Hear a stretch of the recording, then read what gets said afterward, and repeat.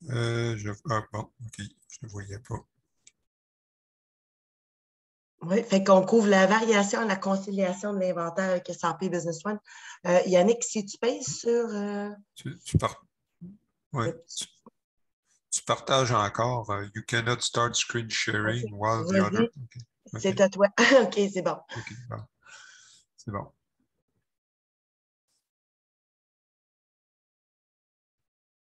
C'est bon?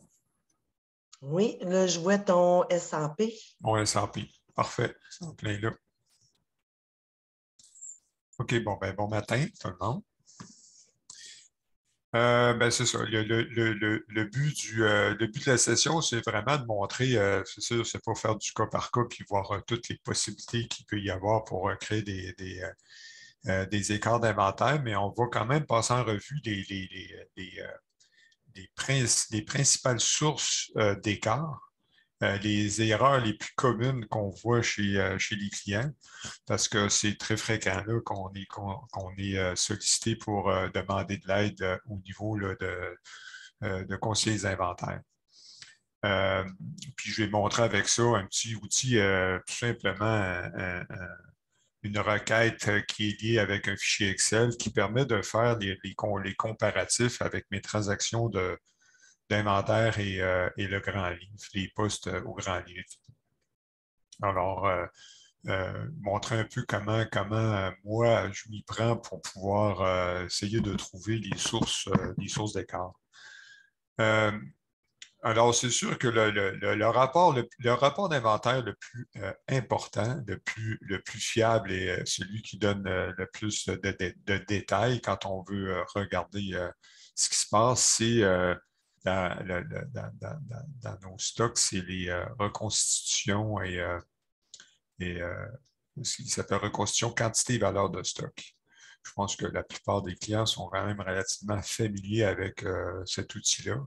C'est sûr qu'il est disponible seulement, bon, si on est en inventaire permanent, évidemment.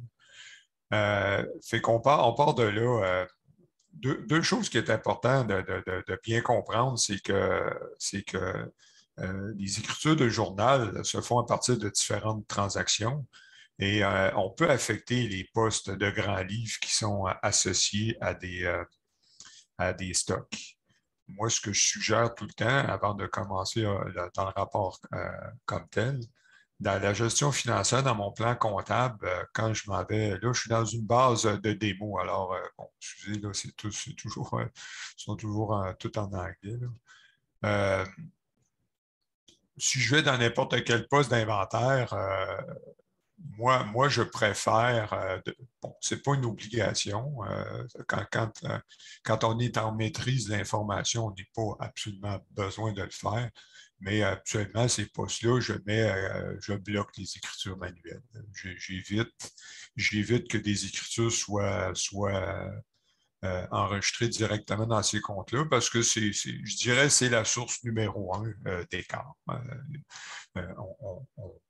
On enregistre une transaction via une écriture de journal dans un poste de grand livre, évidemment, c'est pas une transaction d'inventaire, c'est pas une transaction avec des quantités, c'est tout simplement une écriture comptable avec des valeurs.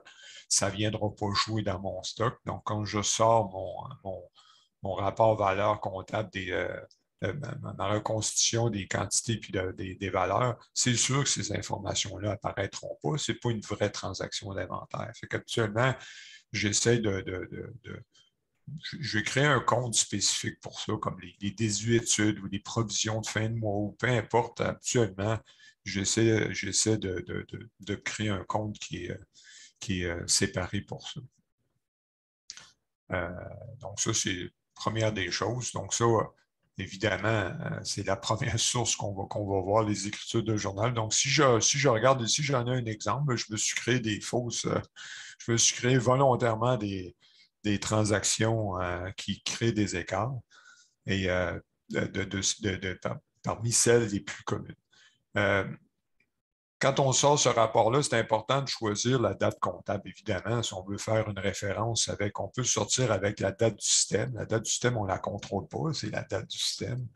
C'est pas fait que je peux enregistrer une transaction aujourd'hui, mais dans mon grand livre, je peux le mettre en date du 31 mars.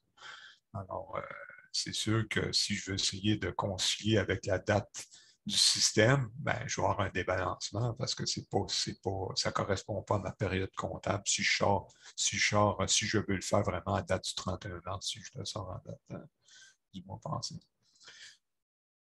Ça, c'est un rapport, c'est pas un rapport qui donne nécessairement juste un solde, ben, c'est un rapport qui va donner vraiment tout le détail de toutes les transactions. Fait qu'ici, quand on choisit la date comptable, il faut limiter notre choix ou nos périodes.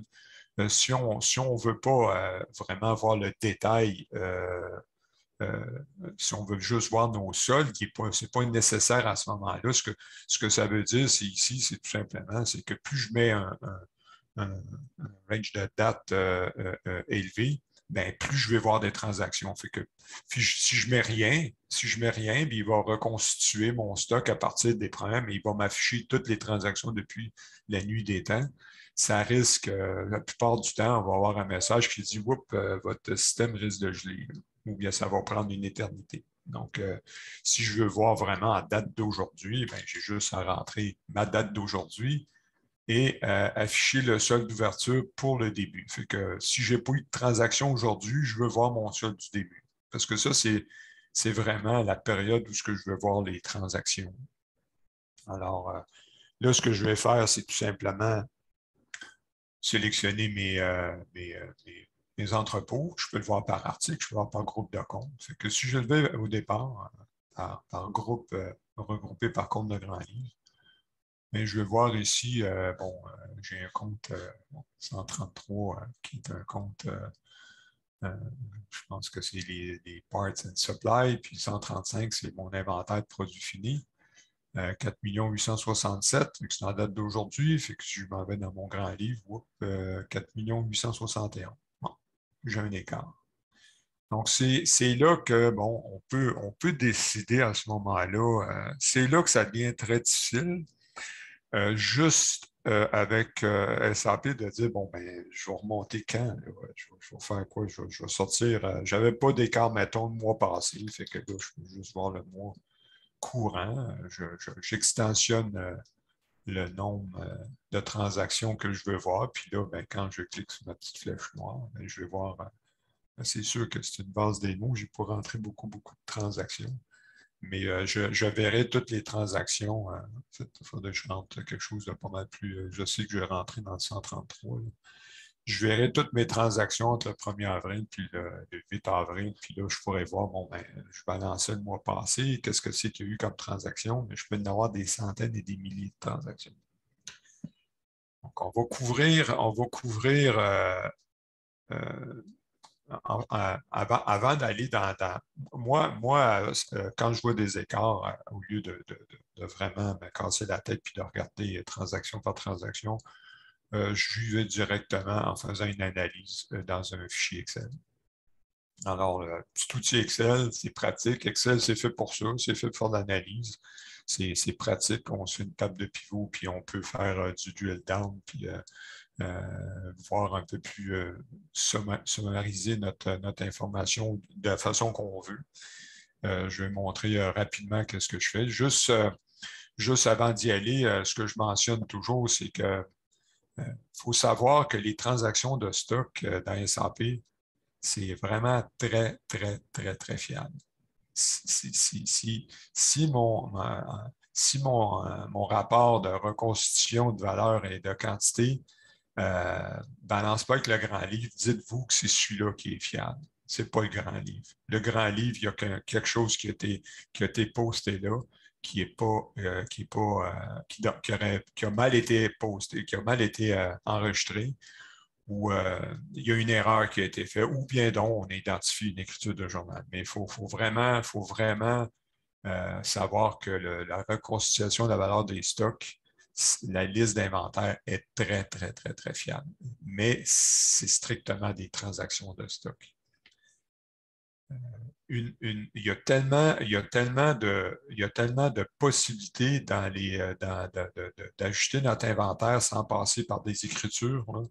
On peut ajouter notre grand livre. Il faut ajuster toujours nos inventaires en passant par une transaction de stock si on veut que ça balance tout le temps. C'est le rapport est mon grand livre. Il y a tellement de possibilités, l'entrée de marchandises, sortie de marchandises, réévaluation des stocks, transfert de stocks. Il y a beaucoup de types de transactions qui nous permettent de faire des ajustements d'inventaire sans avoir à faire une écriture de comptable. Donc, il n'y a pas de raison de ne pas passer par une vraie transaction de stock. Après ça, ben, c'est ça. Fait que là, je me retrouve avec un débalancement. Alors, bon, je vais aller chercher mon petit fichier Excel. Je vais pouvoir acheter cette version-là. Je suis sur une VM, alors ça se peut qu'il ne soit pas enregistré. Analyse. Alors là, ici, comme vous voyez, j'ai deux onglets. Transaction de stock. Fait que ça, il va me faire un sommaire par type de transaction, mais ça provient strictement des transactions de type qui touchent l'inventaire. Il n'y a pas d'écriture comptable là-dedans, il n'y a pas d'enregistrement direct dans un poste de grand livre. C'est vraiment, ça sort tout en fonction de ce qui a fait varier mon stock en quantité et en valeur. Et ici, ça, c'est exactement la même type de requête, mais ça, c'est à partir des écritures de journal. Donc, lui, il va tout ramasser vraiment ce qui a passé dans le grand livre. Comme on peut voir, bon, moi, j'ai deux écrans, mais bon, c'est pratique d'avoir deux écrans. Si je n'ai pas deux écrans, on va les mettre côte à côte. Hey Yannick, j'ai une petite question pendant que tu fouilles pour ça. Ça, c'est le fichier Excel, la maquette que tout le monde aime avoir là, quand. Moi, systématiquement, quand un client me contacte pour dire bon, j'ai besoin d'aide pour construire mon inventaire, je ne comprends pas pourquoi ça débalance. Je ne me casse pas la tête, j'installe les requêtes dans le système, puis je le fais. C'est 2 heures de temps à peu près, là, installer ça. C'est pas très, très long. Ça ne coûte pas une fortune, mais ça donne un outil qui est vraiment très performant quand on veut vraiment trouver qu'est-ce que c'est qui va pas, qu'est-ce que c'est qui OK. débalance. Fait que si jamais quelqu'un veut ça, je te le réfère directement? Oui, il n'y a pas de problème. OK, parfait. C'est des vues qui sont prédéfinies. Le seul temps c'est ce qui demande plus de temps, c'est qu'il faut toujours l'adapter en fonction de la charte C'est ça. comptable du client. Donc, personne, pas un client a la même charte, donc il y a une petite adaptation à faire sur une requête. Mais autrement, le reste, c'est assez. Le fichier Excel, c'est juste de le rafraîchir à la source de données, C'est pointer ça. sur le bon serveur, puis tout ce que j'ai à faire après ça, une fois que la source de données est faite, j'ai juste à faire un refresh. Cliquer droit, je fais refresh. Cliquer droit, je fais refresh. Je rafraîchis les deux. Puis il va me chercher, on voit ici qu'il travaille. Il me rafraîchit vraiment tous mes postes de. Là, il a même été me chercher mon 133 que j'ai fait une OK. transaction. OK, merci, c'est bon. Mon 133, probablement, il a généré une transaction. Là aussi, on voit qu'il euh, on voit ici qu'il y a déjà un débalancement. 133. Mais disons, on va se concentrer sur un poste. Parce que dans le fond, ça va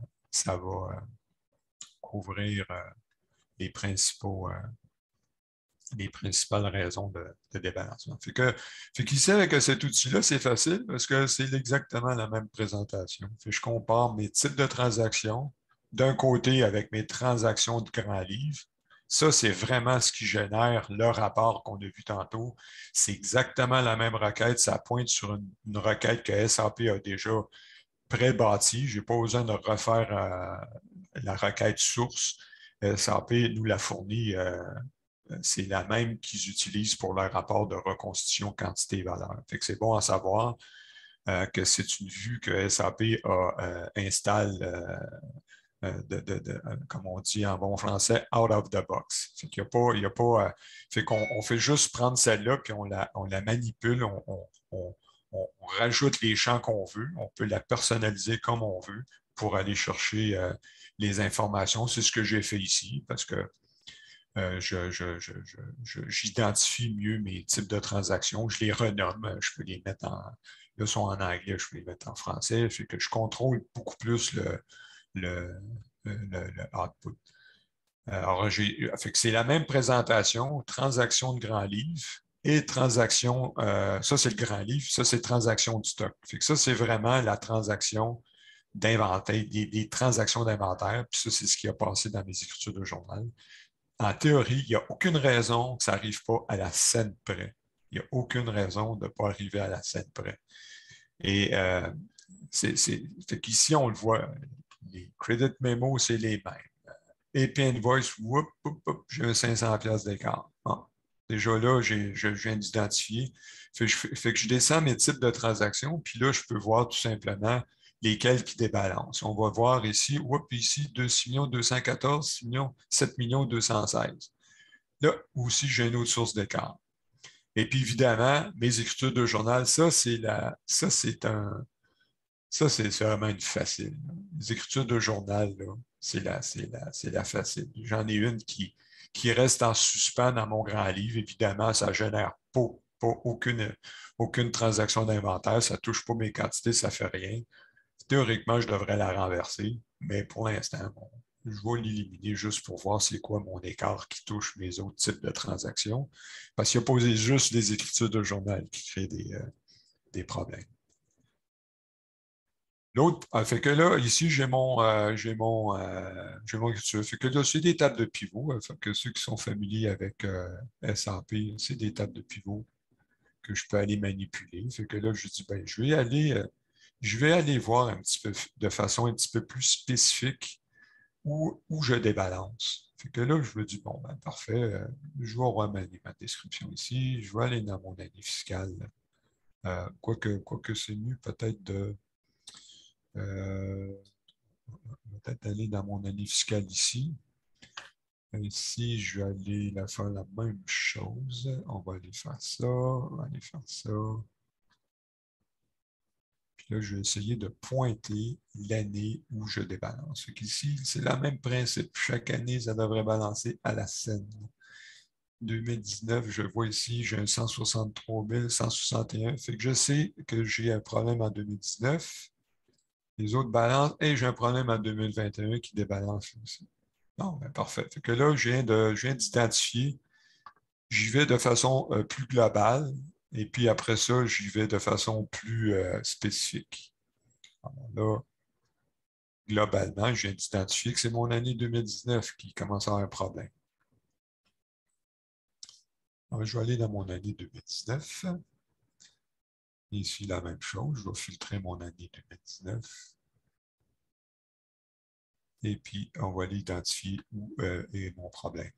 Donc, je vois ici dans mes types de transactions, bon, ben, c'est un good issue. 268 000. Non, c'est un good receive finalement.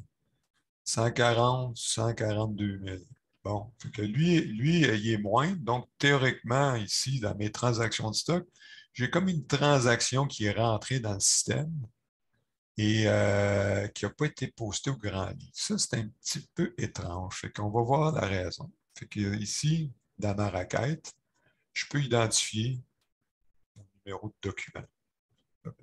Ça aussi, c'est des champs qu'on peut renommer si jamais on n'aime pas la description. Fait qu'on va voir ici dans la même chose. Je vais faire la même chose de l'autre côté. Je vais aller chercher mon doc reference. Et puis, je vais aller dans mes good receipts. Puis là, je vais aller voir un par un lesquels qui posent un problème. Je vais désynchroniser ça. Alors là, ici, on peut voir dans mes good receipts. Là, j'ai la même chose, 1500, 600, 10,39, bingo, là, je suis sûr que je vais tomber dessus. 169, 2100 pièces, puis lui, il me donne 0. C'est étrange. On va aller voir. On va aller voir notre good issue, qui est une sortie d'inventaire. 169. On va aller voir ça. Sortie de marchandise. C'est un good receipt, je pense. C'est une entrée de marchandise. On va aller la voir, la 169. Qu'est-ce que c'est qui a bien pu se passer? Je l'ai, mon 2100, il est là. Qu'est-ce que c'est? On va aller voir mon écriture. Ouf, ça, c'est pas normal. C'est vraiment pas normal. Ça rentre et ça sort dans le même compte. On fait que ça signifie qu'on a mal. Quand on a posté, l'écriture n'aurait pas dû se faire dans le même compte. Quand on fait un ajustement d'inventaire, c'est que dans mes données, module, administration, suivant une de mes définitions au niveau de mes liens comptables, on va voir que normalement, mes articles, par défaut, là, je n'ai pas été au niveau du groupe d'articles, mais si je vais au niveau global de la compagnie, on voit ici, on va juste afficher, on va adapter la largeur. Ici, on voit ces comptes-là, la diminution de stock, augmentation de stock, ça, c'est vraiment ceux qui sont générés. C'est ces comptes-là que le système va utiliser pour les ajustements d'inventaire, les fameux réceptions et sorties de marchandises. On appelle ça sortie et réception de marchandises, mais en réalité, il faut voir ça comme des ajustements d'inventaire. On voit, normalement, il aurait dû utiliser le 523, qui est normal. J'ajuste mon inventaire de façon positive. Théoriquement, ça devrait être dans un poste de résultat. Je suis venu affecter mon poste de grand livre. C'est ça qui me cause mon écart.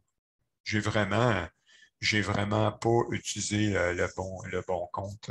Puis la preuve, si je fais un autre, là, je l'ai corrigé, mais à cette époque-là, probablement, il y avait eu une erreur. Si je fais une autre sortie d'inventaire du même produit, mais je vais voir que c'est le compte 523 qui est normal. C'est ça qui aurait dû avoir comme écriture. Donc, ça, c'est on voit ici Gain and Loss Inventory, un compte de variation d'inventaire. Il n'aurait pas dû aller dans le même compte de poste d'inventaire. C'est ça qui a occasionné mon écart. Fait que ça, c'en est une source d'erreur que les clients vont faire. Bon, tout simplement, une mauvaise configuration des comptes de grand livre au niveau de la distribution, de la détermination de compte. Donc, corriger ça, faut faire, il n'y a pas grand choix. Il faut faire une écriture de journal.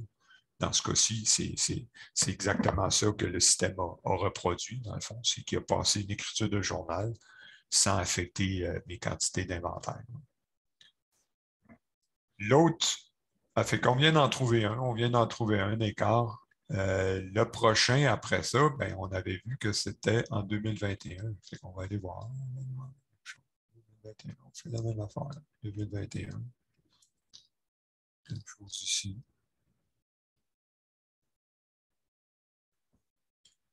Et on voit que j'ai probablement lequel. Ah, ici, c'est un. Moi, je le sais, parce que c'est vous qui l'avez fait, mais on regarderait un par un. Fait qu'on voit ici dans mes EP Invoice, c'est lui. EP Invoice, j'ai 341,25. Puis là, j'ai 841,25. Qu'est-ce que c'est qui s'est passé? Ici, j'ai une transaction supplémentaire. Ici, j'ai juste mon achat 583. Puis ici, j'ai juste ma facture 500. Puis là, ici, j'ai 587. Non, on va faire la même affaire. On va retourner dedans. On va aller dans les achats. On va aller voir ma facture. 587. On fait une recherche. On voit ici. Ça, c'est très, très, très fréquent. Des écritures, en fait, c'est une facture de service. Une facture de service, évidemment, ça ne génère aucune transaction d'inventaire. Je n'ai pas de quantité, je n'ai pas rien. C'est pareil, la même chose que si on faisait une écriture comptable. C'est la même chose. Je fais un enregistrement directement dans mon compte 135.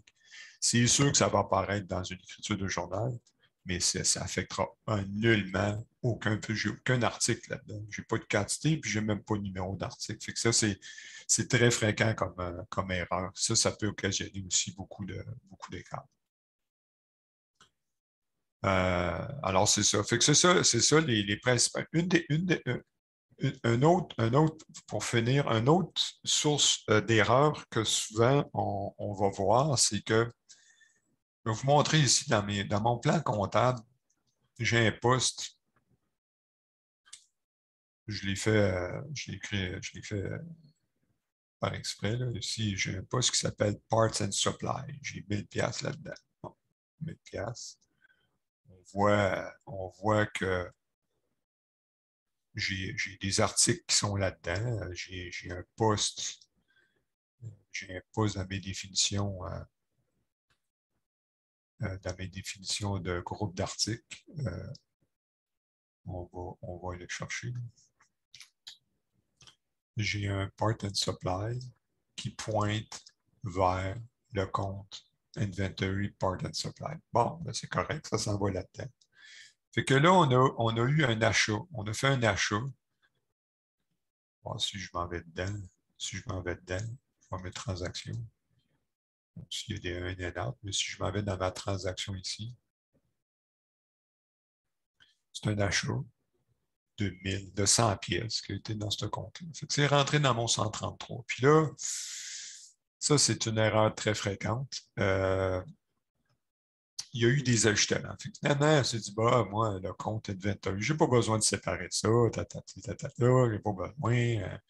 On décide, il y a quelqu'un qui s'en va dans ma définition, dans mes groupes d'articles, puis je m'en vais, puis je sélectionne mon compte Part and Supply, puis là, j'ai dit, bon, finalement, je vais décider, on va laisser ça dans mes finish goods.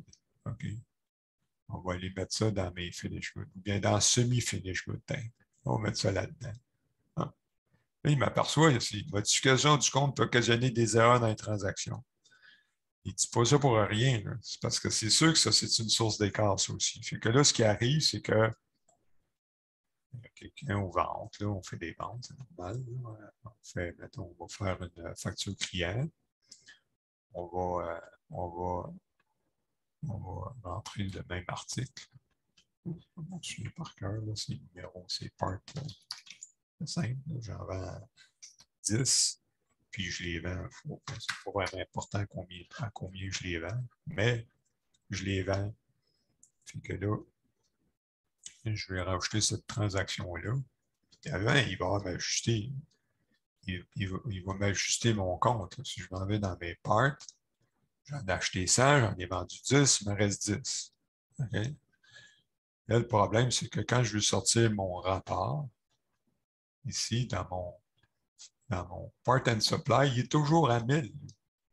Le plus, il est rentré dans ce compte-là, mais le moins, il n'est pas sorti du même compte. Alors, quand je vais sortir ici mon reconstitution quantité et valeur, puis que je prends juste mes groupes d'articles parts, puis que je le fais par contre, on va voir où c'est vraiment, là, c'est là que les problèmes commencent. Là, on voit là que mon 1000$, là, c'est sûr que mon compte parts ne balance plus. Là. Parce que ma sortie, on a changé la détermination de compte, puis il est sorti dans le 134, il n'est pas rentré. Il est rentré dans le 133, puis on sort dans le 134. C'est pas correct. On peut pas, là, on ne pourra plus jamais balancer là, si on ne corrige pas ça. Puis la seule façon de le corriger, ben, c'est de refaire une transaction inverse, rechanger ma détermination de compte temporairement, je remets le 100$ dans le 134, puis je rechange ma détermination de compte pour qu'il ressorte dans le 133. Fait que c'est du, comme on dit en bon français, du gossage. Alors, c'est facile à attraper quand il y a une ou deux transactions. Là, j'en ai juste une, on peut le corriger. Il y a des clients où ce problème-là, il a été créé depuis des mois et des années.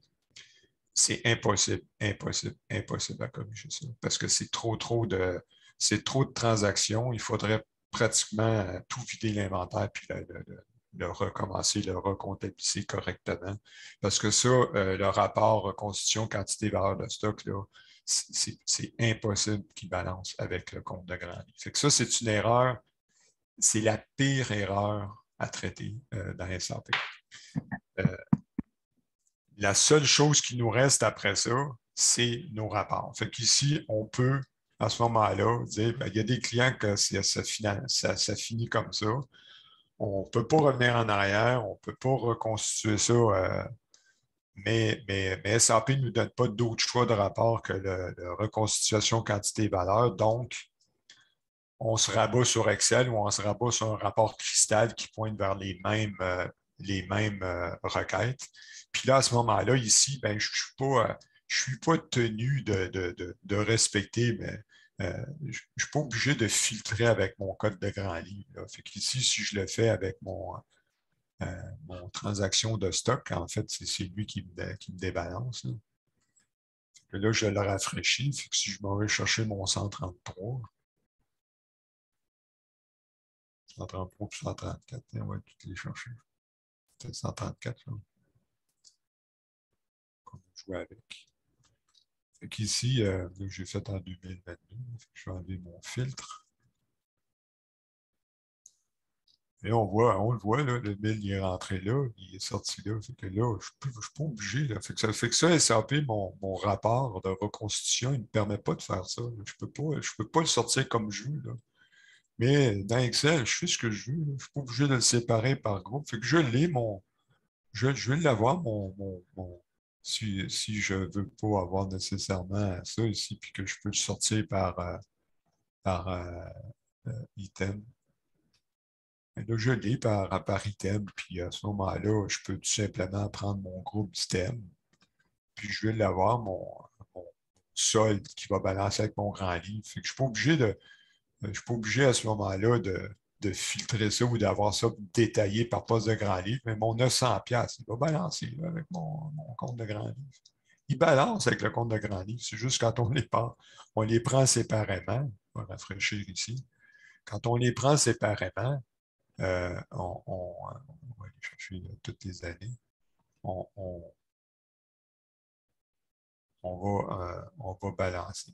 Ça va être la même chose ici. Si je vais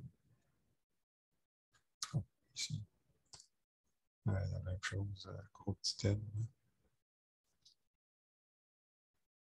L'évalue, ce n'est pas mon groupe d'items, c'est mon poste de grand livre, en fait. Et si je prends juste mes deux postes de grand livre, je ne sais pas pourquoi j'ai 1000$ par contre. C'est une écriture de journal qui a dû faire. Ici, je vais aller avoir mon poste 133, 134.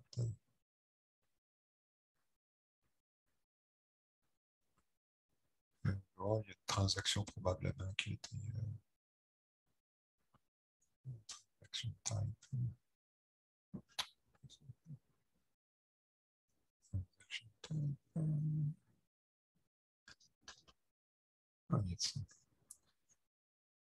Et puis invoice, ici, j'ai une écriture qui a passé 2 fois sur la même. Fait que bon, ça, c'était une autre source de. Il a passé, fait que j'ai encore une autre source d'erreur, mais ici, je le verrai. Mon 100, il est là, mon 1000, il est inclus dans mon.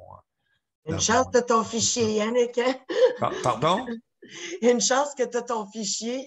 Oui, c'est ça, c'est presque, c'est ça. Autrement, c'est presque impossible. C'est presque impossible parce que là, ici, j'ai dû passer une écriture que j'ai pas renversée. Là. Si je m'en vais ici, probablement que je l'ai ici plutôt.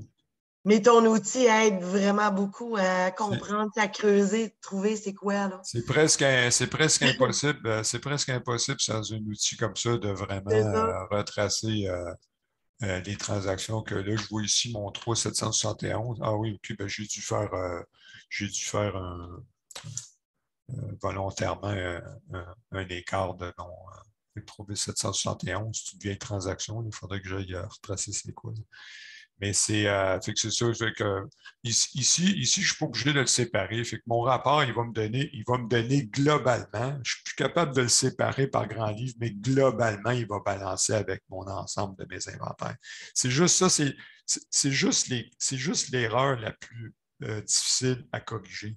Puis la seule façon après ça de balancer mes inventaires, c'est qu'on va le prendre de façon globale. Je ne pourrais plus le voir vraiment, mon rapport de reconstitution des stocks.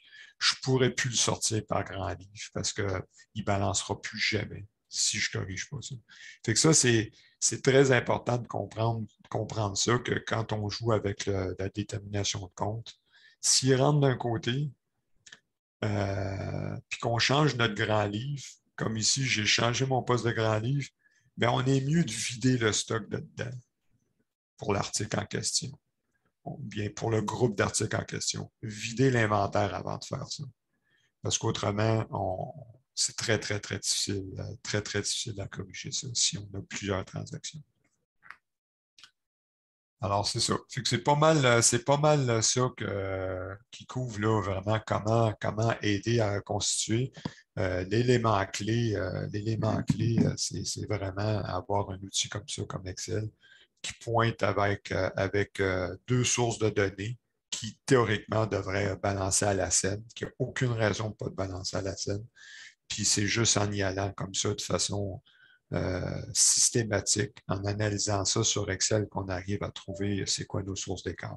Donc, on a couvert, il peut y en avoir d'autres, là, des sources, mais disons que ce serait plus du cas par cas. Mais en général, là, les quatre erreurs qu'on a vues, là, les écritures de journal, des factures de service, une mauvaise détermination de compte et un changement dans la détermination de compte, je dirais que c'est les quatre les plus fréquents qu'on va voir. Puis, disons que le dernier, c'est celui qui cause le plus de maux de tête. Là. Fait que si vous avez ce genre de problème-là, c'est bon de voir. Faut se faire un plan d'action pour comment on veut corriger ça. Ou bien donc faire comme d'autres clients, de dire, ben écoute, tant pis, je vais concilier mon stock de façon globale. Tant pis, je débalance grand livre par grand livre, je débalance, mais globalement, je balance. Bon, ben, c'est correct. Il y en a des clients que finalement, ça finit comme ça. Fait que je conseille toujours, comment je fais une implantation, là, je conseille toujours aux clients de limiter le nombre de comptes de grands livres. Parce que dans le fond, pour moi un charte de compte, ce n'est pas un outil de reporting. Ce n'est pas pour faire de l'analyse. C'est vraiment pour sortir des états financiers, hein, principalement. J'essaie d'éviter d'avoir une charte qui est trop volumineuse. Puis plusieurs comptes d'inventaire, en réalité, ce n'est pas vraiment nécessaire. Autre que matières premières, produits finis, peut-être ça, des fournitures, puis d'emballage, des choses comme ça, pièces et emballages ou des choses, puis les produits, produits en cours, les work in process. Autrement, bon, les good clearing accounts, ça, c'est sûr que c'est des choses qui sont des inventaires en transit.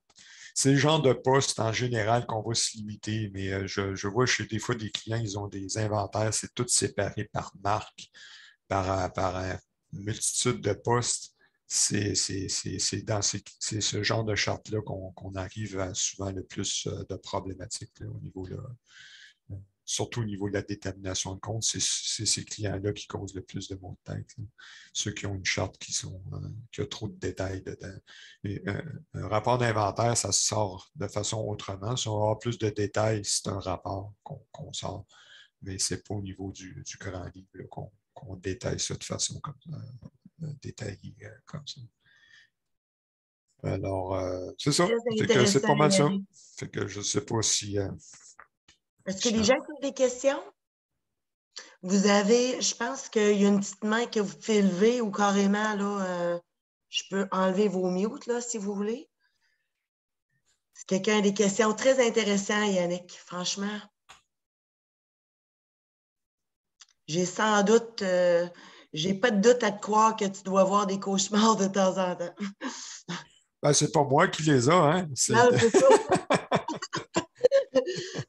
Mais disons qu'il y a beaucoup de clients qui ont cet outil-là puis qui arrivent à se débrouiller maintenant. Ça permet, en fait, l'outil ne permet pas juste de concilier vos écarts puis de trouver les sources, mais ça permet vraiment de bien comprendre comment le système fonctionne, comment les transactions sont enregistrées.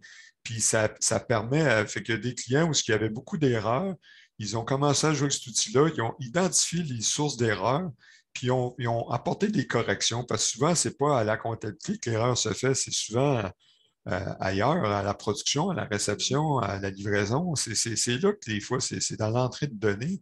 Fait que ça permet d'identifier qui font les erreurs, de leur donner la formation en conséquence. Fait que ça fait on voit des écarts jusqu'à temps qu'ils se mettent à analyser ça. Puis une fois qu'ils ont analysé ça, après ça, ils ont réglé leurs problèmes. C'est ça. Normalement, l'outil, on devrait même plus en avoir besoin après. Mais c'est excellent à voir. Fait que tout le monde écoute. Merci Alexandre de ton commentaire. Il dit merci Annick, c'est des bons astuces. Fait que si quelqu'un a des questions pour creuser plus loin dans ce sujet, envoyez-moi un courriel. Je vous mettrai en contact avec Yannick, puis il sera en mesure de vous aider. Fait que Oui, merci beaucoup tout le monde. Bon week-end, puis on se voit bientôt. Merci Annick. parfait. Ben, merci à Salut, tous. bye. OK, au revoir.